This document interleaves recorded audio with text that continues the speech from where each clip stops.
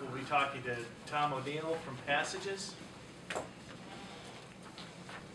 I'm going to hand out another copy of what I gave you a couple of weeks ago.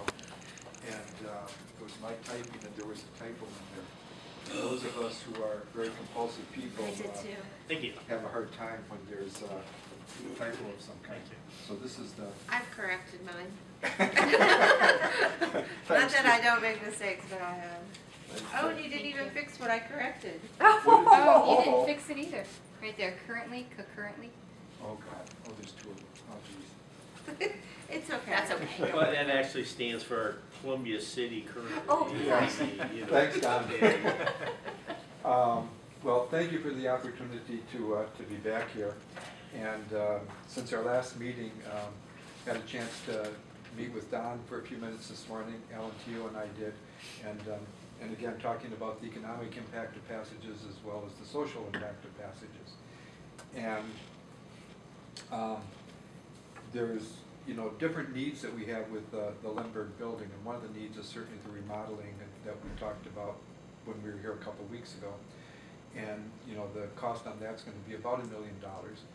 The other piece of it is the interior of the building. I'm not talking about remodeling, but I'm talking about equipment and how equipment and supplies translate into programs and services that we provide to our clients, to our consumers. And since the meeting with Don this morning, I asked Alice Anderson, who's our VP of Programs and Services, to join us for a few minutes this afternoon and talk a little bit about that equipment, the things that we're looking to purchase, or that we need to purchase, and how that fits into the ultimate goal here, which is quality programs and services that we provide, and how important that equipment is. So, Alice, do you want to come up and speak for a minute?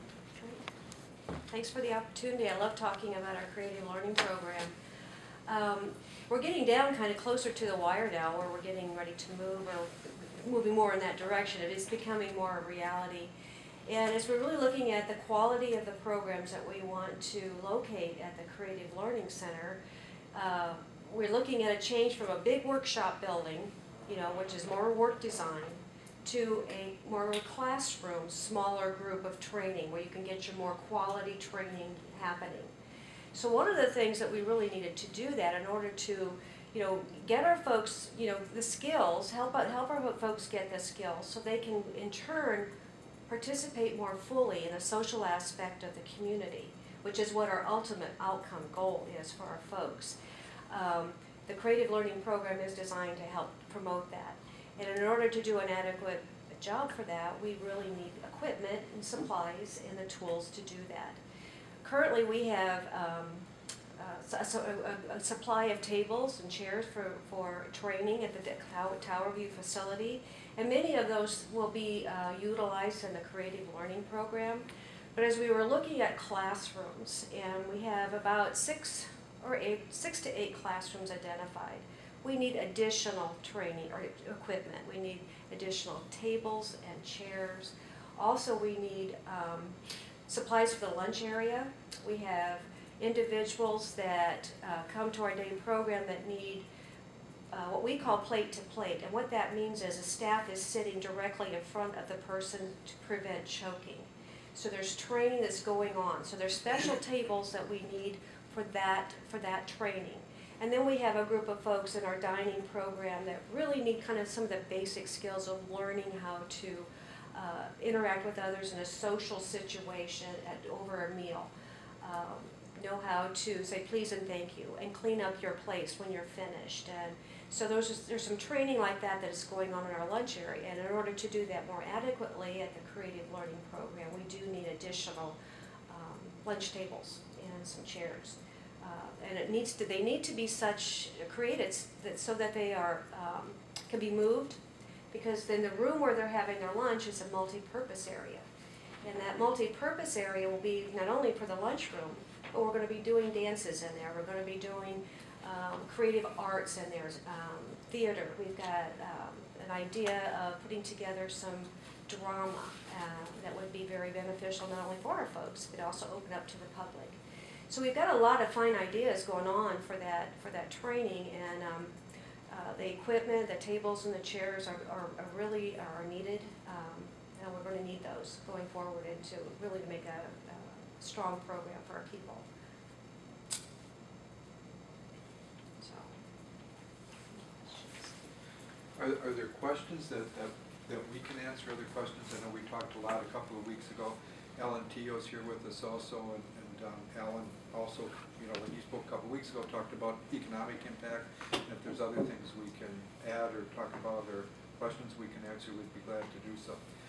When Alice was talking and what she was saying, just to kind of tag on to that, but the biggest challenge for our folks to be able to, whether it's work part-time in the community, volunteer in the community, or just be in the community, is really learning the appropriate social skills to be able to do that.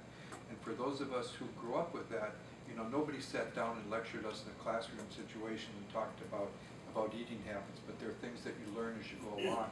But the importance of that when people sit and do that, and using that as the example, but how important that kind of skill is to be able to sit and do that in order to interact with other people and be part of it. And our long-term goal is to have people part of the community, and you have to learn those skills in order to do it. When our folks do well on a job, they're trained on a job that they specifically do, but they also have to have that social skill to be able to do that job and do it correctly and be able to interact and interface with their coworkers that are there. So everything we do in that center, and some of it sounds very basic to us because it's very basic to those of us who are sitting here talking with each other. But for the folks who we work with, it's not so basic. For some of them, it's even a health issue. Alice mentioned the choking piece of it. And at the table she was talking about with that, it's like a half-moon table, and the staff sits in the middle of that kind of half-moon, and there's 3 or 4 clients who are sitting there and eating. Some of them are eating pureed food, some of them are not, but just working with them so that they're not choking in the process. Well, education and learning is the important part of what we do. Our first need at Passages is the health and safety of the people for whom we're responsible. And that's a huge issue. These people, because of their needs, are not able to do that on their own. They need help in order to do that. That's a big piece of what we do. And this equipment we're talking about is all something that supports us in helping us be able to provide that quality of service. Alan, other economic things that you think of? Or?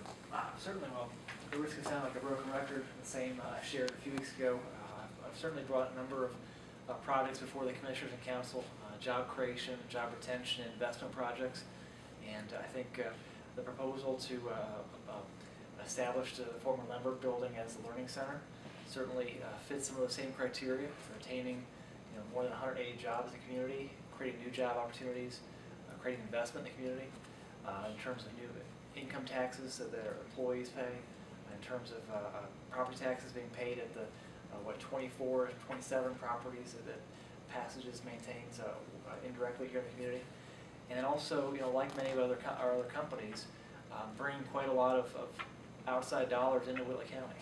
In this case, state and federal funding that supports the operations, and if I could say, like the EDC, providing a top-notch service in Whitley County that's well regarded and part of our community infrastructure that we have here in Whitley County. So, happy to answer any questions, but I think I see how the pieces fit together as far as how this project is important to EDC and the image we project in Whitley County as we try to get companies here to locate and expand and look forward to working together.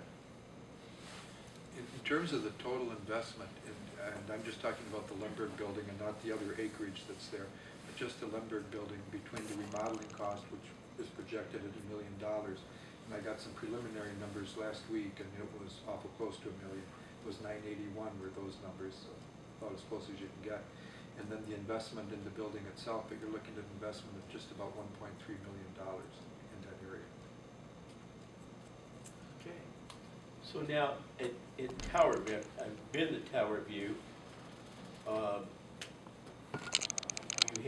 You have clients who at least did work on project for other companies? Yes, subcontract work. Yes. Will that continue? Yes, we will continue some of that as we have job availability. That piece has been really tough for us in the last few years with the economy shrinking as it has. Those jobs stayed in-house or they went offshore. But as we're able to do so, we will, yes. Okay, so, but you can then, I guess that leads to my question, so you can physically do that at the Lemberg facility? No, I mean, probably, depending on, There's a job creation situation that we're working on right now. It would be a new customer, and the work would start in July. Okay. If we get that, it would be a fairly significant piece of work. So it would really depend on the building. But one of the possibilities would be, and there's a couple different moving parts that are here, but that we would either sell or lease or rent the Lembert building, or I'm sorry, the Tower View building, and rent a smaller amount of space that we need for subcontract work. So it's pretty much determined the Tower View facility is going to come on the market one way or another. That's the great probability, yes, yeah. Okay, and that of course would bring it back to taxes too. And the building is in excellent shape. About 5 years ago, we purchased some additional acreage that was there. There's a little over 6 acres that are there, and no environmental issues. The building is 17 years old and in really good shape. Will there be any layoffs because of that, or will you No. absorb those people? Now we'll absorb the people. Okay. Yeah. If anything, our need is on the other side of it, and that is hiring. We have, I think, 15 job openings right now, 15 or 17. What are the qualifications for this? Minimum of a high school diploma and is the educational requirement. And I'm really looking for people who have good interactive human relationship skills and minimum of a high school diploma. I met with Mr. O'Neill and Alan this morning because, as you guys know, I had a real problem with the concept of donating money to Passages, okay? That I honestly and truly believe is not allowed by the State Board of Accounts. We cannot make donations to that degree. So I just simply ask, and I think that's what they're doing here is saying, look, you have to provide us with a service, provide us with something hard. In this case, I think it's tables and stuff, right? Before I'd even be interested in meeting the request, and I think that's what they've come back with is something substantial for the taxpayers' money. The amount they're asking for wouldn't buy all tables and chairs. No, My, no. There's Yeah, you mean it's a way lot more. You mean? yeah, Yeah, right. That was. that's, Yeah, didn't seem like. Yeah, I agree. I'm estimating that our interior costs, I'm talking about furniture and not carpeting or wall fixture, things like that, but the furniture, the interior things that we're looking at is about $100,000. You know, I kind of look at it a little differently than what Don does, because what I look at it as, they're providing a service. If we didn't have Passages providing the services that they do, then the county would be liable. You know, we'd have to take care of that through the county tax system. And you know, that's one reason that I'm really pro Passages, because it is something that, you know, if we didn't have that, it would be a real problem. Well, I'd like to think I'm pro Passages too. I mean, I Well, really am. I understand You that, know, but I know I'm what just you mean. saying, I I'm know looking what you at it mean. differently. Well, you do. You do bring a good perspective. You bring the economic development perspective. 180 employees. You do bring that. I just have this mental block of donating 25,000 or 2,500 to them, and really, at that point in time, every not-for-profit that wanted money could come to us, and how you going to tell them no? I mean, and that's pretty hard to do. I just want to, you know, and this isn't anything that Tom and Alan haven't heard. They heard it from me this morning. So I just said there's got to be something substantial that the county can say, you know, we'll do an interlocal agreement with you and purchase this equipment before I would be comfortable with giving any money. And I think what's just as important is, I don't know how important it is whether Don Amber say anything or not, because they really have to sell this to the county council. That's exactly right. I mean, the county, we can't spend a dime, not one dime. So the county council's the one that's gonna have to decide whether it goes or not, in my estimation, so. Now, Mr. Chairman, this would not add, you're gonna take this out of the already existing See, amount, yes, it would come and on where is that? off-site, on-site. Off-site, on-site. Okay, so it's not gonna be, if approved, a new classification. Well, Tom, let me put it this way. Kind of be like that. That's what we're asking, what the council does with that, Yeah, I really don't know. yeah, I think But that's. that's what my thought would be, because we have, and I'll defer to Alan here a little bit, but I think we have 250,000 available on that right now. We used 40,000 last year out of the 250.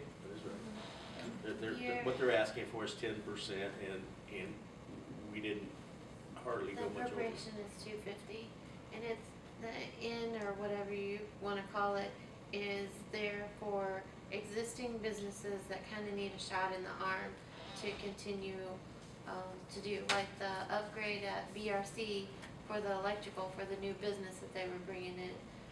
That's kinda was a shot in the arm, but it's not some equipment, but it was to help upgrade, to keep that line going. It was upgrading electric. This is kind of upgrading their tables and chairs to continue the thing. So Tom and them want to consider themselves more a business, asking for help because they have so many people that are here and being paid on their payroll. I think is where Alan came across the idea that that was an economic boost in the arm for an existing business that was established here in the county. Based upon my thought and what I know about passages, it's, I don't remember, was it the Marshall School, Mrs. Fleck, I believe, was in charge of it there. Some of the things that I have heard, it has made a difference in some people's lives. Mr. Chairman, I would make a motion that we approve $25,000 for passages. We've got a motion. That is a motion. We've got a second. Any discussion to that? All those in favor raise their right hand. Opposed, the same. So what our motion is to approve, Task council. We made a motion you don't need. yeah, it's just Well, quite our approval for the $25,000, but it has to be approved by the council. Yeah. Thank you. And thank you for your ears, and thank you for your support. And Jen, thank you for finding my other typo. Does the county meet tomorrow morning then? No, not until the first of the month. The 7th. They'll meet the 7th. May First 7th. Tuesday. Yeah. So what'll happen is, George he gives a commissioner report, and then he will say that they are given a favorable recommendation for project 1 to expense 25,000 to passages, and kind of give some history, and then they will make a vote if it's gonna be approved to spend 25,000 out of that appropriation. Okay. I will be at a seminar in Indy that Sunday night through that Thursday. The rest of our team can be here for the meeting with the council, and I think that's all. that they're welcome you would to. need. Sure. You have the information. Sure. Okay. All right. Okay. Again, we really appreciate your support. Thanks for your Your time. belief in what we do. Thank you very much. Thank you, Tom. Thanks for coming Thanks, back Allison. today. So Thank you, remember, Alan. Project number 2. It's 2, yes. Project 2. It's on-site, off-site, economic development. Anyone in the public have anything?